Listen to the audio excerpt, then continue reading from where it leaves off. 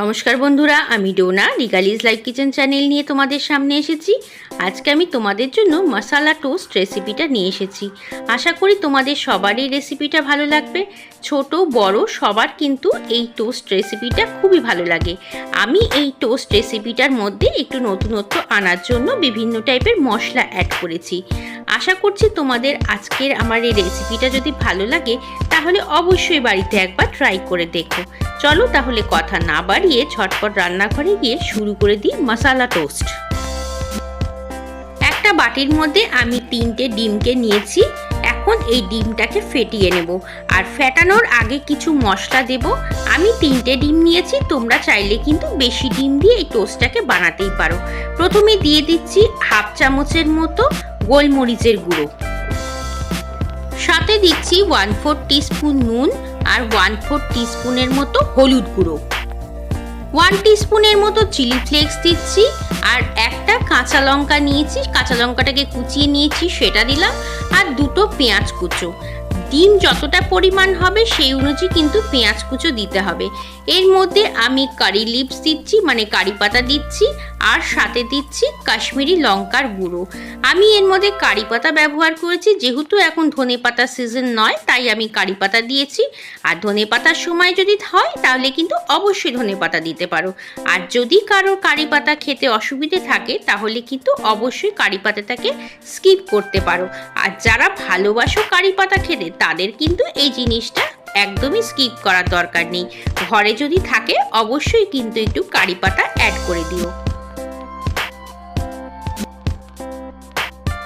এই টোস্টটার জন্য আমি হোয়াইট ব্রেড নিয়েছি, তোমরা চাইলে কিন্তু অবশ্যই ব্রাউন ব্রেড ইউজ করতে পারো। দেখো আমি কিন্তু 6 পিস ব্রেড নিয়েছি, তার মধ্যে একটা ব্রেডকে আমি প্লেটের মধ্যে নিয়ে নিলাম। এখন এই ব্রেডটার উপরে বেশ সুন্দর করে ডিমের গোলাটাকে আমি মাখিয়ে দেব। এইভাবে করে যদি আমরা একটা প্লেটের মধ্যে মাখিয়ে নিই তাহলে হাতে লাগার চান্সটাও থাকে না, আর সুন্দর করে মাখানোও যায়। দেখতে পাচ্ছ সমস্ত জায়গায় কিন্তু আমি ভালো করে ডিমের গোলাটাকে দিয়ে দিয়েছি। ননস্টিক প্যানের মধ্যে আমি যে পাশটা দিয়েছি ডিমটা দিয়ে সেই পাশটা কিন্তু আগে দিলাম, আর উল্টো সাইডটায় আরেকটুখানি ডিমের গোলাটা সুন্দর করে ছড়িয়ে দিলাম। মশলা টোস্টটা বানানোর জন্য আমি হোয়াইট অয়েল ব্যবহার করেছি, তোমরা চাইলে কিন্তু বাটার ব্যবহার করতে পারো। মশলা টোস্টের জন্য আমি চিলি ফ্লেক্স, গোলমরিচ আর কাঁচা লঙ্কা 3টে জিনিসই ব্যবহার করেছি।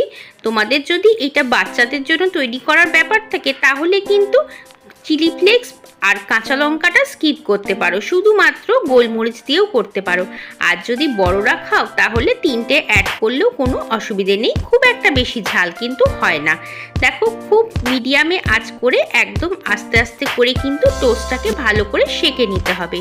ওপরে আমি সামান্য পরিমাণে একটু সাদা তেল দিয়ে দিলাম। এখন পাউরুটিটাকে আমরা এপিট ওপিট করে ভালো করে একটু চেপে চেপে ভেজে নেব, যাতে মাঝখানে যে ডিমের পোর্শনটা আমি দিয়েছি সেই জায়গাটা কাঁচা না থাকে। এই রান্নাটা করার সময় গ্যাসের ফ্লেমটাকে কিন্তু একেবারেই মিডিয়াম টু স্লো ফ্লেমে রাখতে হবে, আর খুব ধীরে ধীরে আস্তে আস্তে করে সুন্দর করে পাউরুটিটাকে সেঁকে নিতে হবে। আর এই রেসিপিটা ছোট বড় সবারই কিন্তু ভীষণ পছন্দের।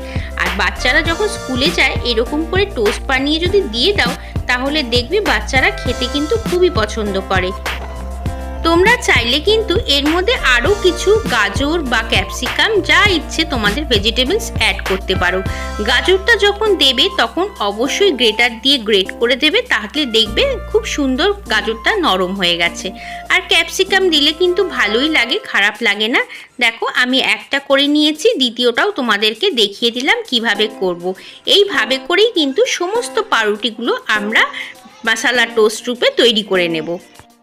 সকালের জলখাবারের জন্য এই রেসিপিটা কিন্তু একেবারেই আদর্শ, বা বাচ্চারা স্কুলে টিফিনে নিয়ে যেতে পারে, বড়রাও কিন্তু অবশ্যই এইটাকে লাঞ্চ বক্সে নিয়ে যেতে পারে অফিসের জন্য।